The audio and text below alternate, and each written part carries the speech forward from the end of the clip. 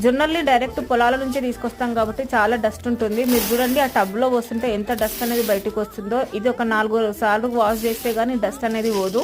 జొన్నల్లో ఎక్కువ మోతాదులో ఫైబర్ ఉండడం వల్ల షుగర్ ఉన్న వాళ్ళకి కానీ వెయిట్ లాస్ అవ్వాలనుకునే వాళ్ళకైతే చాలా బెస్ట్ ఆప్షన్ అని చెప్పొచ్చు. షుగర్ ఉన్న వాళ్ళు డేకి 2 టైమ్స్ తీసుకుంటే షుగర్ కంట్రోల్ అవుతుంది. జొన్నలు వచ్చేసి 3 రకాలు ఉంటాయి. తెల్ల జొన్నలు, పచ్చ జొన్నలు, ఎరుపు జొన్నలు. మేమైతే పచ్చ జొన్నలు వాడుతున్నాము, ఎందుకంటే తెల్ల జొన్నల కన్నా పచ్చ జొన్నలు చాలా హెల్దీ. చిన్నపిల్లలకైతే 1 year ఉన్న బేబీస్ కూడా మనం జొన్న రొట్టె అనేది పెట్టొచ్చు. జొన్న రొట్టె పాలలో కలిపి పెట్టొచ్చు, నార్మల్ గా కూడా పెట్టొచ్చు. వాళ్ళకి బోన్స్ అనేది చాలా గట్టిగా అయితే చిన్నప్పటి నుంచే పిల్లలకి జొన్న రొట్టె అనేది అలవాటు చేస్తే.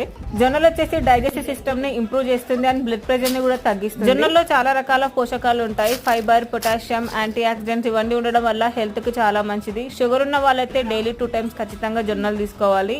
ఇవి వచ్చేసి మా పొలంలో మేము పండించుకున్న జొన్నలు. మేము పచ్చ జొన్నలు వాడతాము, మా పొలంలో పండించుకున్నాము ఈసారి వచ్చేసి.